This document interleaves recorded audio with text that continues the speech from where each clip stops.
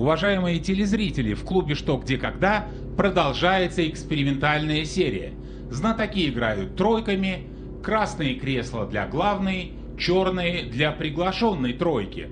А сегодня, 25 апреля, начинается мини-сериал Михаила Муна.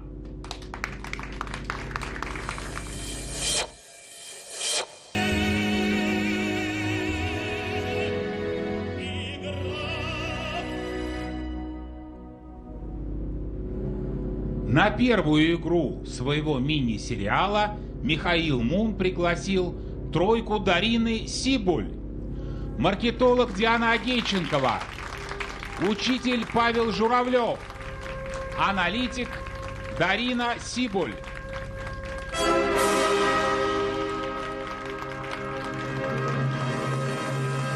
А в главных ролях сегодня психолог Олег Баранов, двукратный обладатель «Хрустальной совы» Михаил Скифский и лидер главной тройки, обладатель «Хрустальной совы» Михаил Мун.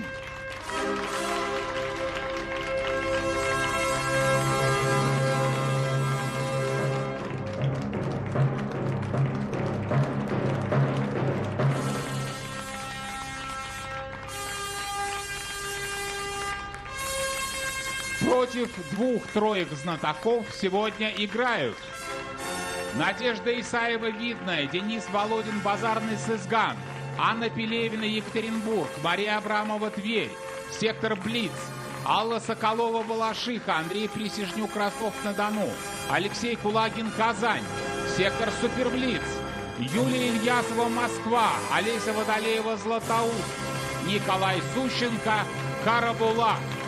13-й сектор. Мини-сериал Михаила Муна.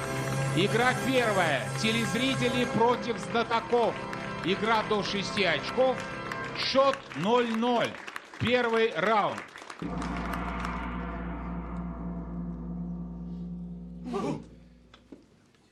Внимание! Юбиляр.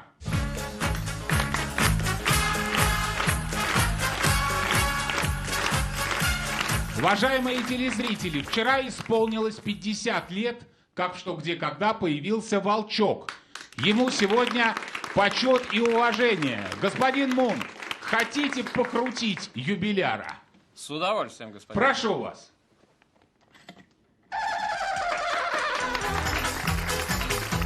Итак, добрый вечер, уважаемые телезрители, добрый вечер, уважаемые знатоки, добрый вечер, господин Мун. Здравствуйте, господин. Перед началом вашего мини-сериала вы сказали, что хотите в экспериментальной серии многое попробовать.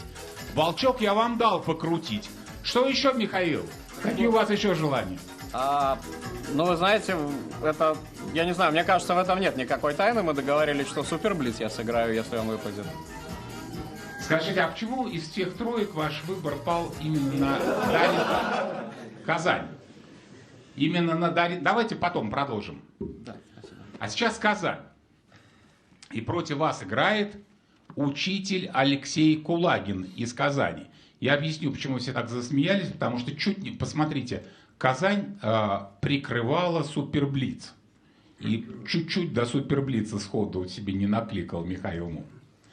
Михаил, вопрос снят самим телезрителям. Внимание на экран. Добрый день, уважаемые знатоки. Мы находимся в Париже, в базилике Сен-Шапель, шедевре высокой готики. Недавно в этой базилике началась реставрация. Однако посетители, приходя сюда, не сразу ее замечают. Внимание, вопрос. Как реставраторам удалось этого добиться? Что им помогло? Зеркала? Смотрите, может быть, они реставрируют витражи, а поставили экраны и, грубо говоря, просто повторили. Ну нет, экраны просто. Где экраны? А будет в нем видно проектор? В смысле, экраны просто поставили, этот телевизор Вообще поставили. знаменитыми витражами, конечно. Да, там самое красивое. Зеркала-то как? Про зеркала. А что То есть зеркала? они частично отражают как бы собор, и поэтому им да. кажется, И куда что это можно? увеличивается пространство изнутри. Но пройти туда не могут. Ну не могут, но они не Если замечают, не что-то сразу. конкретно, Какая-то иллюзия, нужно что-то не заметить. Ну, Если Нам конкретно, показали, например, пол был окна. деревянный, это было видно. Может Он быть, стоял на правда полу перекрыли закрытым зеркалами фанерой. что-то? А? Перекрыли зеркалами за ремонт. Что? я просто механику Какие? зеркала Ну, не понимаю. как? Ну как-то поставили зеркала, и у тебя отражается твоя стена Типа она симметричная? за тобой, да, и Но они будут видеть в Экран зеркалах мало себя. отличается от Это просто странно, картинки наверное, да. напечатанные в этом отношении. Нет, там свет, я был в этой совершенно. Если Там свет, там как бы Если магия что-то света вообще. конкретно, например, орган. То есть не обязательно все Там не... В чем камуфляж? То есть в чем иллюзия? Я вообще там не помню. Пленку просто натягивают. Кто отвечает? Господин Мун, кто отвечает? Давайте я попробую ответить. Михаил Мун отвечает сам. Да. Прошу вас. Как-то кажется, команда не вдохновилась версией, но мне кажется, что совершенно это вполне реально. А самая главная достопримечательность Сен-Шапелли — это, конечно же, замечательные витражи, сквозь которые проходит свет, и она светится прямо, она живет. А картинка это не заменить. А вот если туда повесить современные хорошие экраны, ну, телевизоры, скажем так, да, и на них повторить эту картинку, то за этими экранами вполне можно менять витражи. Михаил, а команда вдохновилась какой версией? Команда про зеркала говорила, но если честно не понял, нам же сказали, что гости не замечают, но если зеркала, то ты туда пройти не можешь. То есть, конечно, ты когда смотришь, ты видишь то же самое, но пройти туда не можешь. То есть все-таки ты заметишь, что зеркала стоят. Позже, но заметишь. А теперь, внимание, правильный ответ. Ну, там, по-моему, было сказано, не сразу ее замечают. Не замечают, а не сразу замечают. Половина зеркалами, да? Чтобы скрыть реставрацию, ее надо чем-то отгородить. А чтобы отгородить незаметно для посетителей, надо внимание на экран. Чтобы не нарушать симметрию в этом замечательном соборе, строительные леса закрыты зеркалами. Зеркалами. На первой секунде у вас эта версия была. Через эти зеркала телезритель, собственно, сам себя и снял. Госпожа Шутова, посмотрите, как... Вы бы сказали зеркала? Вы бы сказали зеркало? Мы бы сказали. Сказали бы Вы зеркало. бы... Но господина Муна безуспешно Казань защитила, а вас не защитила. У вас был суперблиц. Но результат одинаковый. Очков в пользу телезрителей. 1-0. 100 тысяч рублей получит от Альфа-банка Алексей Кулагин из Казани. Интересы знатоков защищает директор департамента коммуникаций госкорпорации «Росатом» Андрей Тимонов. Добрый вечер.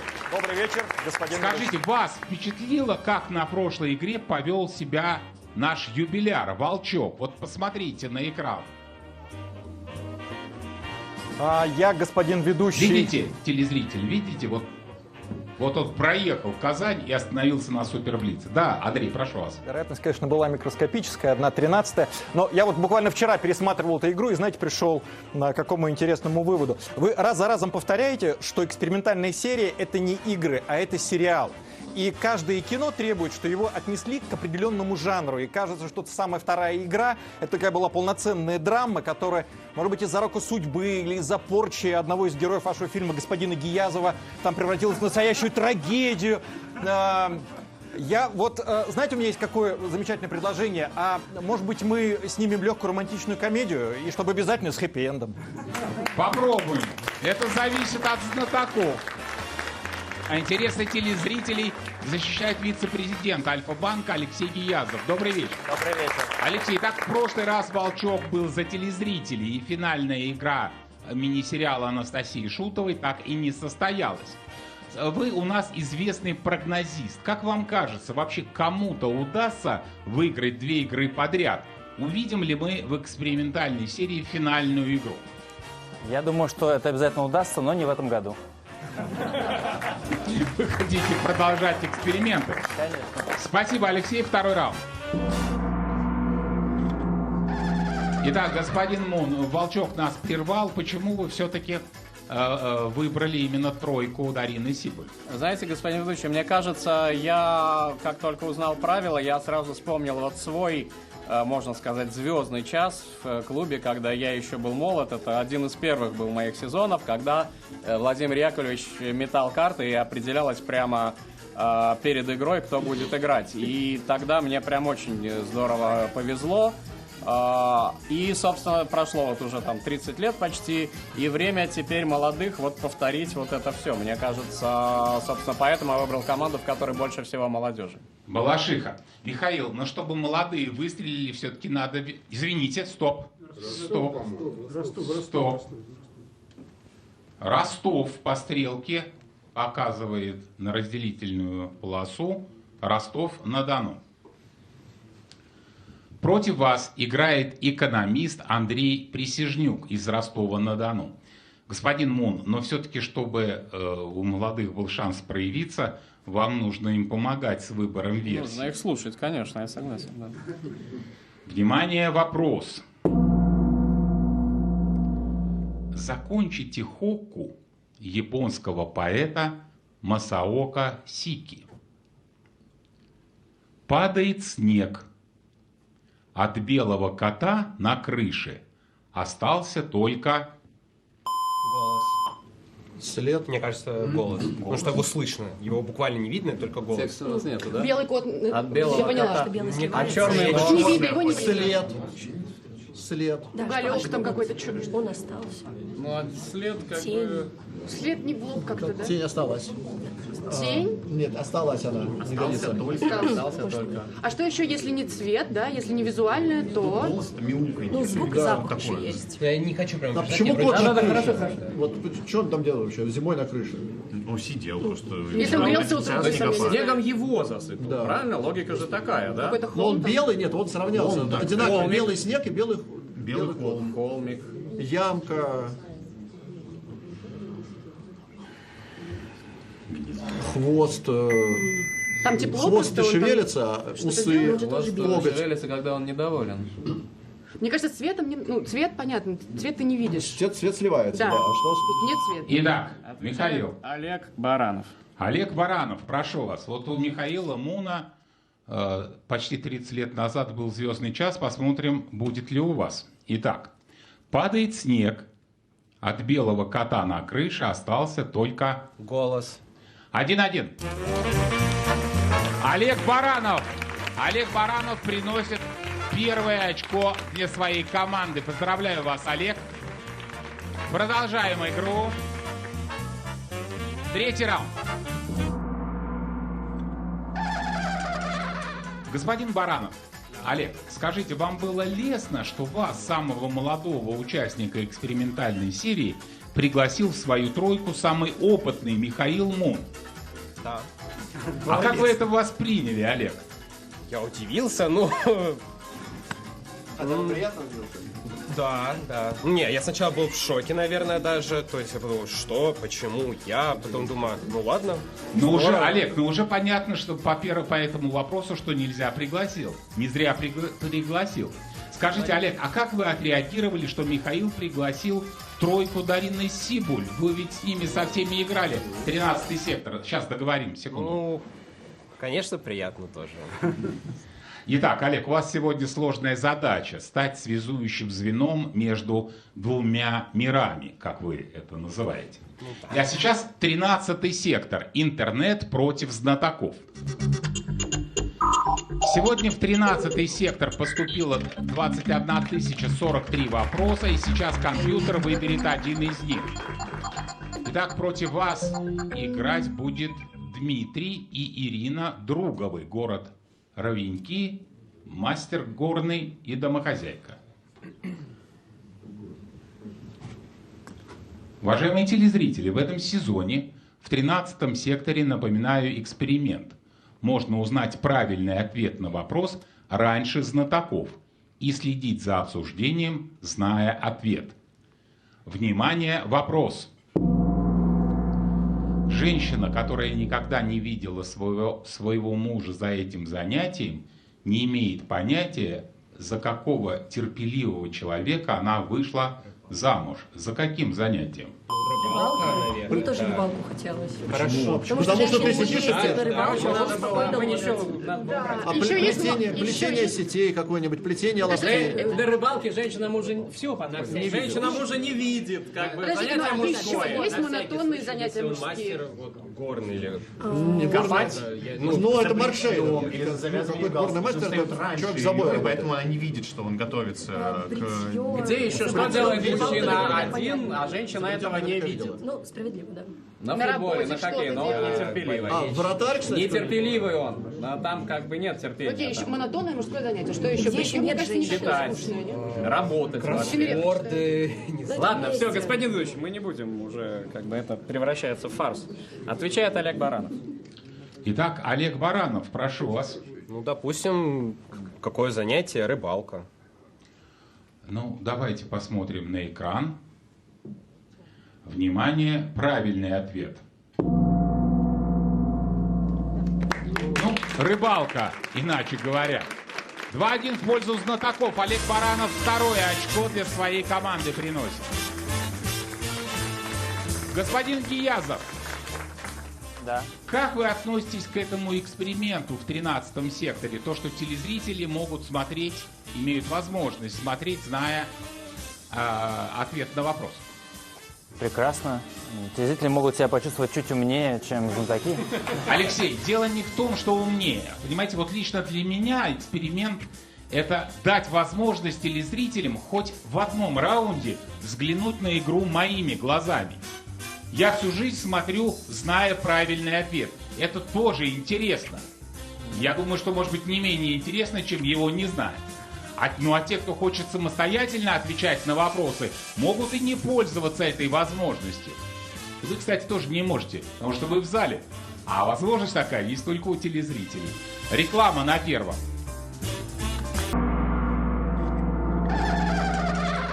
Господин Скипский, в интервью вы сравнили экспериментальные игры с джазом. В каком смысле, Михаил? Ну, есть такая тема в джазе, называется джем, когда не сыгранный оркестр играет, а разные музыканты из разных ансамблей приходили вечером в какой-то клуб и играли вместе, не репетируя и даже почти не знакомясь друг с другом. Нет, вы не рассказываете про джаз, вы про экспериментальную серию рассказываете. Вот мы также вынуждены сейчас ловить, как это модно говорить, вайбы. Скажите, а друг друга. в чем разница с игрой команды? Нет пресса, вот почему? Ну, нет пресса, нету ролей. Все-таки в команде ты играешь, как будто ты хоккеист в настольном хоккее. У тебя есть канавка, и ты по ней ездишь. А Видно. здесь гораздо более широкий спектр. Михаил, скажите, пожалуйста, а почему, когда я со знатоками заговариваю об экспериментальной серии, у всех хорошее настроение? А как вспоминая игры командами, у всех настроение портится. Это из-за Ни чего? капли не портится. Это Не же портится. просто другая жизнь. Итак, против вас играет дизайнер Надежда Исаева, город Видное, Московская область. Госпожа Сибуль, в 2011 году в Калуге прошел показ коллекции Пьера Кардена, на котором присутствовал сам модельер. Внимание, вопрос. Что произнес кутюрье, открывая показ? Ответ готов. Ответ готов, прошу вас. Отвечает Михаил Скипский. Михаил Скипский, прошу вас. Поехали. Знаменитая фраза Юрия Гагарина. Поехали, 3-1. Дополнительную минуту на размышление приносит Михаил Скипский. Уважаемые телезрители, напоминаю, что по правилам экспериментальной серии использовать дополнительную минуту на обсуждение и отдавать минуты, взятые в кредит, можно в любой игре данного мини-сериала. 5-й раунд.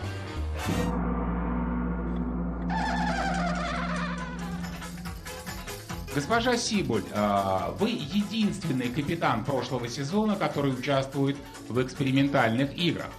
Знаете почему? Нет. Дело в том, что в юбилейном сезоне лично вы ничего плохого не сделали. Вы выиграли все, что могли, кроме решающего раунда, поэтому вы продолжаете играть. Дарина, я слышал, что вы давно хотели поиграть не капитаном. И как вам? Непривычно, Но добавляли Суперблиц. но интересно. Суперблиц. 3 вопроса по 20 секунд размышления на каждый, играет один знаток. Уважаемые телезрители, в экспериментальной серии Суперблиц может играть только представитель главной тройки. Господин Мун, Андрей Козлов давно не дает вам играть в Суперблиц. Вы можете воспользоваться сейчас своим служебным положением. Да, я уже один раз воспользовался, значит, воспользуюсь еще раз. Итак, чтобы одержать победу, Михаил Мун должен ответить на 3 вопроса подряд. Я не вижу, он один за столом? А, нет, еще. Прошу вас. Оставьте Михаила наедине со мной. Итак, Михаил, внимание, вопрос первый. Анна Григорян из Еревана спрашивает, что афорист Ашот Наданян назвал Бермудским треугольником живописи?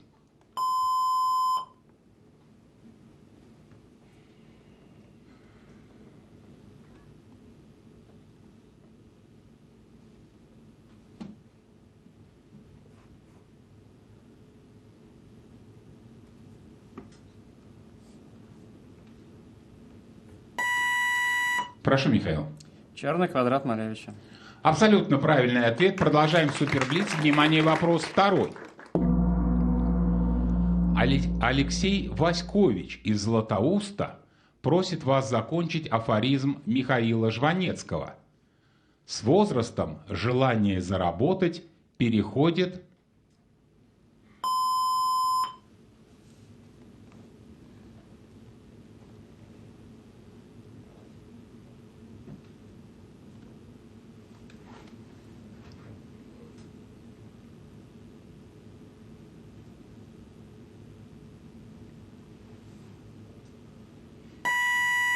Прошу, Михаил.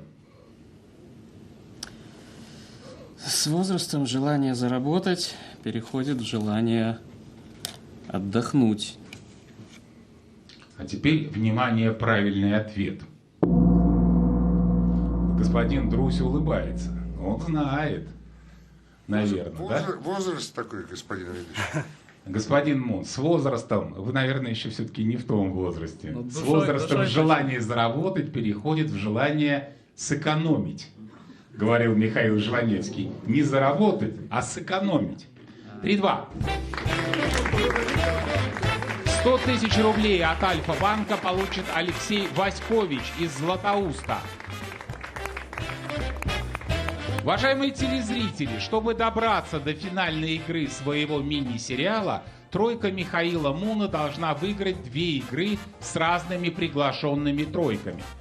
На следующей игре это может быть любая из троек, кроме тройки Анастасии Шутовой. Ведь после поражения главная тройка обязана пропустить 1 мини-сериал. Госпожа Шутова, но лично я не сомневаюсь, что в одном из последующих мини-сериалов вам предстоит еще себя попробовать в роли приглашенной тройки. Вы рассчитываете на это? Я на это очень надеюсь. 6-й раунд.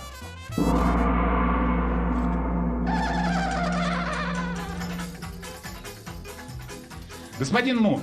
Да, господин Дощин. Ну, пока секрет успеха вашей команды я бы сформулировал так. Не во мне. Главное, чтобы вы не отвечали на вопрос. Да. Ну, я шучу. Я понимаю, что вы берете на себя сложную часть. Просто, к сожалению, сэкономить вот вообще не моя история, поэтому прямо Не ваша, нет. да? Не моя, да.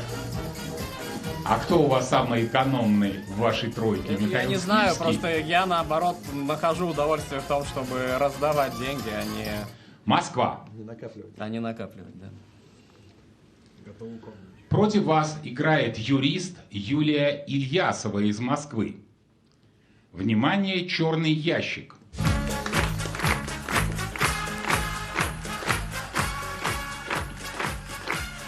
В черном ящике находится то, о чем Владимир Набоков написал так.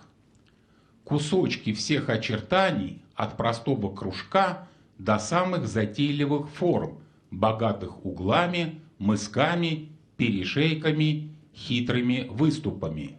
Внимание, вопрос. Что стало особо популярным в в начале 20 века. Что в черном ящике? Пазл?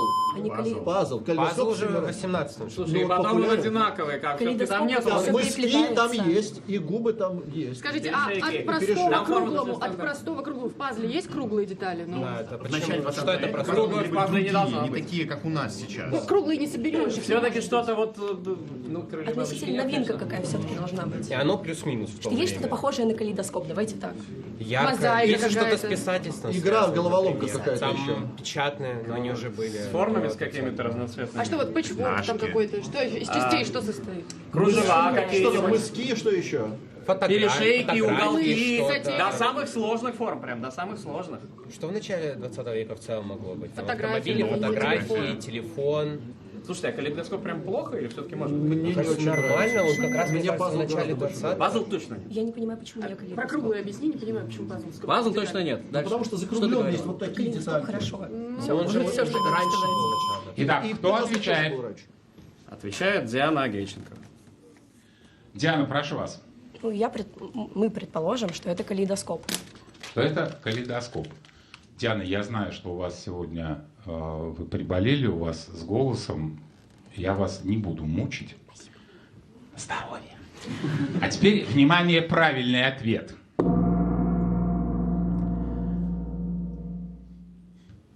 Кусочки всех очертаний от простого кружка до самых затейливых форм. Да, господин Скипский, вы были за пазл, а Михаил Мун был за калейдоскоп. А в нашем черном ящике, господин Мун, все-таки пазл. Владимир Набоков писал о вошедших в моду пузелях, как их тогда называли. Популярными они стали после того, как было налажено их массовое производство. Пазл. 3-3. 100 тысяч рублей от Альфа-банка получит Юлия Ильясова из Москвы. Господин Козлов. Добрый вечер. Добрый вечер. Скажите, пожалуйста, ну вот сегодня очень интересно, потому что, ну, Суперблиц выведем за скобки, да, но если бы выбирались правильные версии, счет был бы уже 5-1. А что вы посоветуете вашему другу и коллеге Михаилу Муну? Отпустить игру просто немножко и все. Ответственность. Ну давит из-за чего прямо. это происходит? Вот из-за чего? Вот сейчас Михаил был уверен, это не пазл. Вот прям Знаете, у точно. меня было много разного опыта. Сегодня вспоминаю это годы, да, ну, там, за 30 с лишним лет капитаном команды. И был один раз, когда у меня внезапно была замена игрока моей команды на приглашенного гостя, на одного приглашенного гостя. И я тогда пришел к выводу, что испытываешь внутреннее ощущение необходимости уделить особое внимание приглашенному гостю. И даже если его версия меньше похожа на правду, то подспудно выбираешь ее и в результате промазываешь и проигрываешь. Это мы с Мишей это, как сейчас модно говорить, прорабатывали.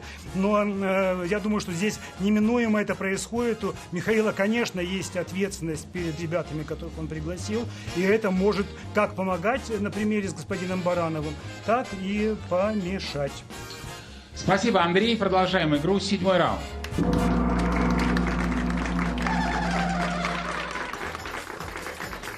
Господин Журавлев, Павел, вы уже поучаствовали сегодня в эксперименте, 6 раундов прошли. Какое у вас впечатление? Новые игроки, игра, как? Ну, мне нравится, мне абсолютно нравится. Вам весело, Да, как я и получил всем в удовольствие. экспериментальной серии. На самом деле вы вчетвером вместе с Олегом Барановым и с девушками участвовали в прошлом сезоне во всех экспериментах. Сегодня попроще, вы и блиц-марафон играли, сегодня попроще базарный сызган. Мне кажется, сегодня не то, что попроще, сегодня просто по-другому, потому что мы, хотя и в похожем составе, но еще более усилены Михаилами. Мне кажется, это только С Михаилами добавляет. хорошо.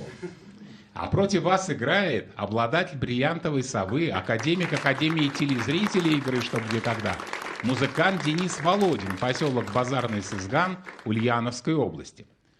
Денис впервые играет в статусе академика. Господин Мун, послушайте. Они в течение 20 лет переезжали с нами из квартиры в квартиру, из города в город.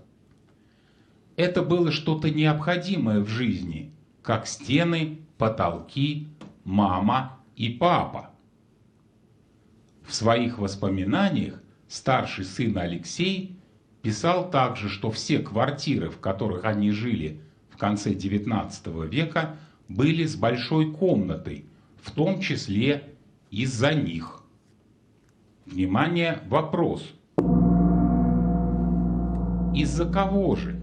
Как их зовут? Я думала, книги, но... Книги, смотрите, какая-то конкретная картина. Типа «Бурлаки на Волге». Какая-то конкретная картина. Может быть, большая картина. Богатыри. Грачи прилетели? Как их зовут? Как их зовут? Грачи. Нет. Богатыри, например. Ну, богатыри их не зовут. Подождите, эта картина должна быть не продана сразу в Третьяковку. Если, потому что она переезжала. Если эта картина... Как их зовут? Грачи? Иван Как их Грозный, зовут, сын да? его Иван. Она висела в Третьяковке, ее достаточно быстро купили. Какая-то картина Как с стены, людьми. как мама и папа. Про семью, может быть, что-то. Если не картина. Дом, семья. Книги. Они, как их зовут? Кого это люди? Как их зовут? Попугаи какие-нибудь, а обезьянки. Имена. И сын Алексей. Сын Алексей. А эти самые Дуров, нет, не может быть животные. И мы не знаем их имен. Каштанка, тетка, вот это вот все. Это ж не Дуров, это Чехов. Ну, У Дурова животных Окей, звали хорошо, у нас по-другому. картины только были, давайте определимся, если уж картины.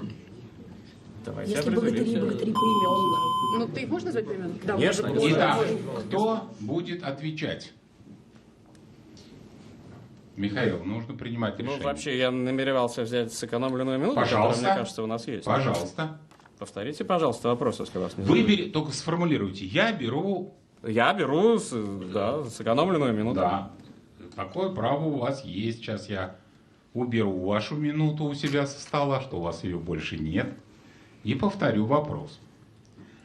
Они в течение 20 лет переезжали с нами из квартиры в квартиру, из города в город. Это было что-то необходимое в жизни, как стены, потолки, мама и папа.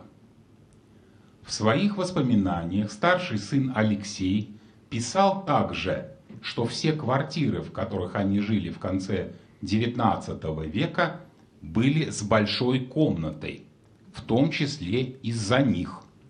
Внимание, вопрос. Из-за кого же? Как их зовут? Богатыри пока. Нет. Богатыри это Васнецов? Да, Васнецов. И Большак. Ладно, понятно, конец 19-го это передвижники. Давайте. А почему нет? Ну, потому что это, как их зовут, не понятно. Ну, в смысле, Илья, Добрыня. это, ну, в названии картины должно быть имя. Не обязательно. Хочется. Ну хорошо. Давайте. Хорошо, мы знаем картину с именами. Иван Царевич. Иван Царевич и Серый Волк. Она одна. Стрельцы, Любые персонажи, на самом деле. Иван Царевич и Серый Волк. Кстати, они большие. Это тоже Васнецов. А как выбрать? Тогда как выбрать? Окей, если вообще другую. Тогда их хотя бы зовут. Иван И Царевич. еще из города в город. Какой художник переезжал из города в город? Шагал. Хищник, да. Не, ну, Серова. А еще, Вот мне Репин кажется, не что переезжал, может быть например. двое, мама, папа, вот типа два человека, может вот быть, на Иван картине. Царевич и Серый Волк. Ну там 3 человека. Там Иван Царевич и он... Да, девушка, Да. да, царевна там. Если ну, вдруг предложить, что все-таки два, хотя мне богатыри очень нравятся.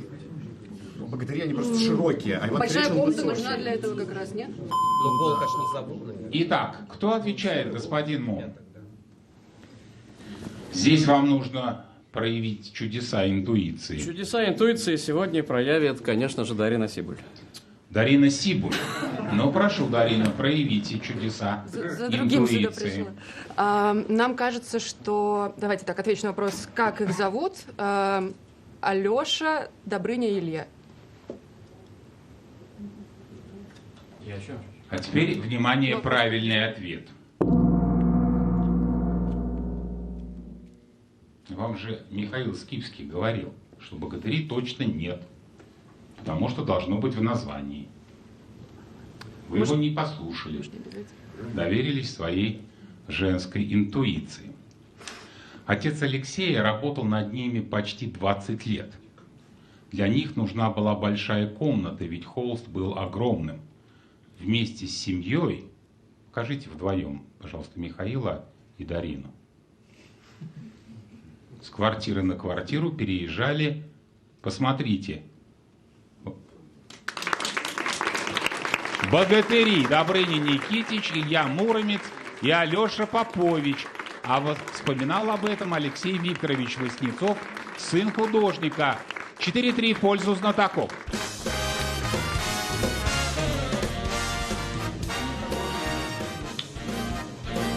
Уважаемые телезрители, лучший знаток этой игры получит от госкорпорации «Росатом» традиционный приз – «Хрустальный атом», а определит лучшего Андрей Тимонов. Андрей, скажите, а для вас стало неожиданным, что Михаил Мун пригласил самую молодую и неопытную тройку Дарины Сибуль?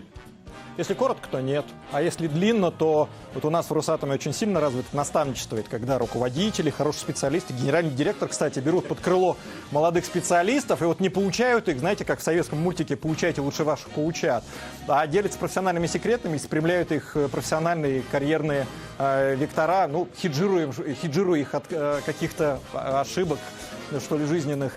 Поэтому для меня понятное решение, и вот Михаил Мун раскрывается не просто как лидер этого коллектива, в том числе и как социально ответственный такой знаток. Знаете, было бы у нас доска почета напротив охотничьего домика, я бы туда фотографию Михаила Муна бы поместил.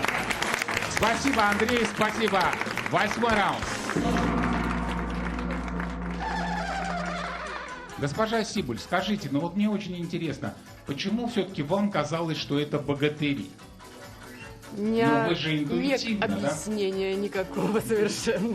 Просто интуиция, да? Ну, может быть, я не так много просто знаю картин, не знаю.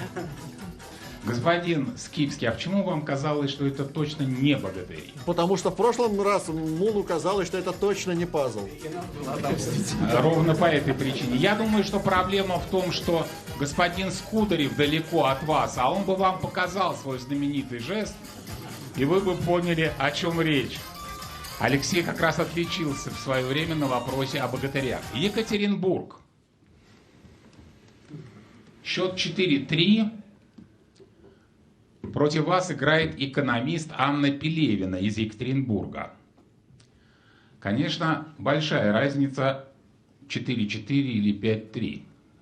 Поэтому здесь надо... Но Михаил, я, кстати, господин Козлов, хочу отметить, что Михаил очень вовремя вот эту капитанскую часть он сделал правильно. Взял дополнительную минуту вовремя. Конечно. Он же подумал и почувствовал. Да. Господин Мун, телезрительница придумала для вас вопрос в виде такой незамысловатой таблицы. Посмотрите на экран. Внимательно посмотрите. Внимание, вопрос. Что означают числа в этой таблице? Это какие-то... Так, шкала, цвета да? Есть, Нет, цвета. У нас да. есть один прозрачный, притом один сильно больше, видите, прям совсем Это больше. не последовательная шкала. Да, там они где-то Желтые красные накладывают. карточки нам показывают. Иногда. А белые и черные есть какие-то Белые и карточки? черные нет, белых черных нет. 18-22. Время какое-нибудь? Что-то с нами. Нет, 38-42. Может быть, что-то связано с игрой, например. 300-350. Что в игре есть? Ребят, что Черное, зашифровали? белое, Правила? желтое, Правила? красное и Просто прозрачное. что? Да. Где-то что-то есть. Прозрачное это зеркало, Размеры это какие-то. комбинация зеркала. Черный, белый. А это ультрафиолет. Цвет не может быть, типа, вот как это, волна там, вот это... Прозрачное, там Минус зеленое, 4, минус 6, что-то с водой. минус 8. Минус 4, опять минус 6. Что прозрачное бывает? Цветное. Цветное прозрачное, типа стекло. 350. Прям смотрите, вот сильно прозрачное, сильно больше. Какие-нибудь Чистота, там, бриллианты, не знаю. бриллианты. Везде. 300-350 так выбивается. На Скорость какой секунде, какая-нибудь. когда Просто вопрос понимаете, что надо запоминать? там? 300-350 вообще как бы выбивается. Итак, отвечает у нас кто? Ну, мне кажется, попробует сейчас что-нибудь придумать Павел Журавлев. Это, конечно, очень тяжелая для него задача, потому что ничего толкового мы вообще не придумали. Но, может быть, на последней секунде его осенит. Итак, Павел, что означают числа в этой таблице?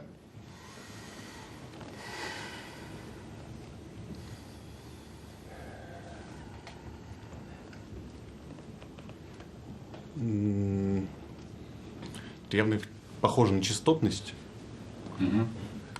когда встречается что-то. Павел, если у вас нет ответа, давайте не мучить друг друга. Скажи нет, не мучайся. Пожалуй, я скажу, что нет. Нет. Теперь, внимание, правильный ответ. Я прошу зал просто обозначить, есть у кого-то версии, не говорите какая, просто есть. Господин Авдеенко, у вас есть, да? Угу. Господин Журавлев, давайте я тогда сначала с вами, а потом мы спросим у Дмитрия. Я надеюсь, что он не будет подгонять ответ. Скажите, а что вообще бывает черное, белое, желтое и красное? Вот такой вопрос задайте. Черное что-то, белое что-то, желтое что-то и красное что-то. Да еще Олег Баранов говорил, что-то связанное с водой. Понятно? Ха-ха-ха. Господин Авдеенко, а у вас какая версия? У меня была версия про цвета в домике. Соленость, да, и мертвое море, соответственно. Ну, прозрачный, как зеркала. Уважаемые знатоки, что с вами? Да, географы. Географы собрались. Черное, белое, желтое, красное. Цвет соответствует. Посмотрите на экран. Сейчас поменяю. Названию морей. Черное море, белое, желтое, красное, мертвое. А мертвое море, конечно, не совсем море. Это озеро. Да и в названии Мертвого моря не упоминается цвет. Поэтому, господин Мун, и прозрачное. Да-да. Цвет не определишь. Когда что вы сказали, вам? все стало понятно, конечно. А почему вот вы не задаете такой вопрос? Мы Ребята, минуту, что бывает черное, белое, желтое и красное? Мне кажется, вы не слышали обсуждения. Мы всю минуту пытались именно над этим работать. Что бывает черное, белое, желтое и красное. Но именно все 4 не придумали, да. А числа обозначают соленость воды в промилле. Господин Журавлев, ну обидно вам, наверное, да? Жутко. Жутко. 4-4. 100 тысяч рублей получит от Альфа-банка Анна Пелевина из Екатеринбурга. А жутко обидно господину Журавлеву, потому что он преподает географию, возит детей на географические олимпиады, а моря не угадывает. Обидно, обидно, господин Журавлев. Я даже делал такой вопрос. Но без мертвого. Я говорю, даже делал такой вопрос, но без мертвого моря. Мертвое меня смутило. Уважаемые телезрители, если вы пропустили начало этой игры, можете восполнить пробел на сайте Первого канала. Сканируйте QR-код, а сейчас реклама на Первом канале.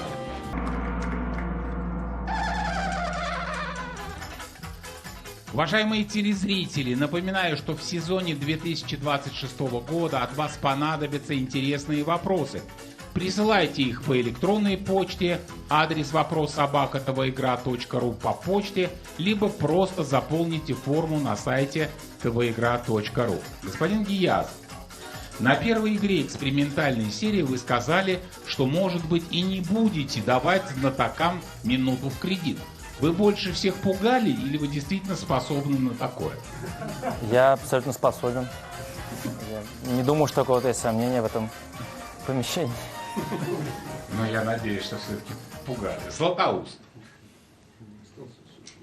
Златоуст, против вас играет менеджер Олеся Водолеева из Златоуста. В японском городе Янагава 470 километров узких каналов и почти 300 мостов. На некоторых мостах, извините, почти 1300 мостов. А я как сказал? 1300. На некоторых мостах можно увидеть хасиго. Посмотрите на экран. Хасиго – это ступенька. Лодочники ее используют на невысоких мостах для развлечения, которые, кстати, не особо поощряют местные власти. В чем, внимание, вопрос? В чем заключается Они прям как это развлечение? Минута. Лодка проплывает под мостом, а он залезает наверх, побегает по мосту и садится обратно в лодку. А что? Прикольно, ну, его лодка без него. Не обрадуют, потому что лодка без управления. Да, там туристы плывут в этой лодке, а он фигак и убегает из нее. Да, туристам... Ну не одобряется властями, понятно. пугаются, Хорошо. да. Еще есть варианты, ну, кроме того, что лодочник туда залезает. То есть можно спуститься как-то? Может быть, сказали, они что меняются там. То есть один сидит на этой лодке. Форма вопроса. Что? Что это за развлечение? Как-то еще Господин ведущий, мы будем отвечать. Михаил Скипский. Прошу, Михаил. Ну, наверное, мост низкий, лодка под ним проплывает, а лодочник успевает вскочить с помощью этой ступеньки на мост, перебежать по нему и спуститься в лодку с другой стороны моста. А лодка проплывает под мостом без него. Теперь, внимание, правильный ответ. Внимание на экран. Перед мостом лодочник сбегает от туристов, забирается на мост по ступеньке, переходит мост, а затем в последний момент, посмотрите, прыгает обратно в лодку на радость публики. 5-4 в пользу знатоков. Михаил Скипский выводит вперед свою команду. Господин Белозеров. Да, господин ведущий, добрый вечер. Как ваше настроение? Вы знаете, как и у всех, видимо, на экспериментальной серии, легкое и радостное. Борис, ну это вот у вас в зимней серии не выпал вам этот вопрос. Жалко вам. Чуть менее радостное, господин. Господин Мухин, а у вас какое впечатление от наших экспериментов? Очень здорово, мне очень нравится, и я рад за лидеров троек лидеров, за то, что они такие молодцы, и Настя, и Миша прям настоящий капитан. Так держать. Так, не был на первой игре. 10-й раунд.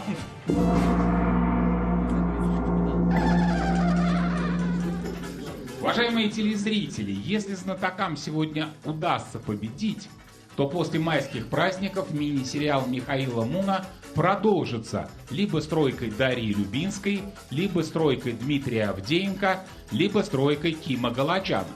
А если знатоки сегодня проиграют, то кто-то из этих знатоков станет новым лидером главной тройки. А быть может, это будет Дарина Сибуль, ведь приглашенная тройка не несет ответственность за результат.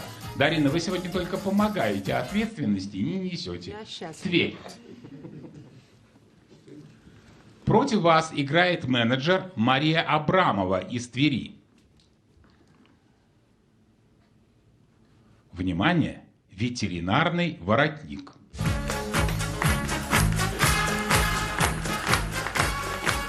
Господин Мун, хотите примерить? А теперь, Михаил, посмотрите на экран.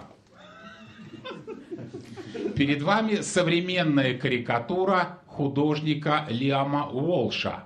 Внимание, вопрос. С какой целью герой этой карикатуры явился на свидание в таком воротнике? Чтобы не пользоваться гаджетами по собакам, да. Не пить. Господин ведущий, мы ответим. Мы ответим, господин ведущий. Прошу. Собакам такие воротники надевают, чтобы они не делали чего-то плохого, когда, например, им нельзя лизаться. Человек с такой же целью надел этот воротник, чтобы не делать самое плохое, что можно делать на свидании, это залипать в свой гаджет. 6-4. Счет становится 6-4 в пользу знатоков.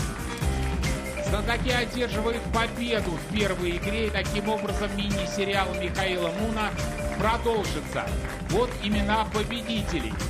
Главная тройка: Михаил Мун, Олег Баранов, Михаил Скипский.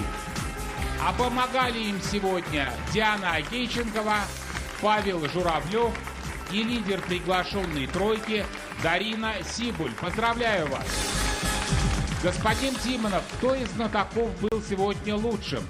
Мы сегодня раз за разом возвращались к этой теме, к теме молодых игроков за этим столом. И я поступлю так, как поступил бы настоящий наставник. Надо поддерживать молодежь. Я считаю, что начало игры точно вытащил Олег Баранов. Олег Баранов, поздравляю, хрустальный атом ваш. Господин Киязов, а кто получит приз за лучший вопрос? Ну, лучшим вопросом станет вопрос о черном, белом, желтом, красном и мертвом море. И Анна Пелевина из Екатеринбурга получит дополнительные 200 тысяч рублей от Альфа-банка. Спасибо, Алексей. Еще 200 тысяч рублей призового фонда этой игры остались неразыгранными. И вся эта сумма поступает в призовой фонд финала года на специальный вклад Альфа-банка. Теперь в нем 1 миллион 413 тысяч рублей. А эта игра закончена. Спасибо всем за игру.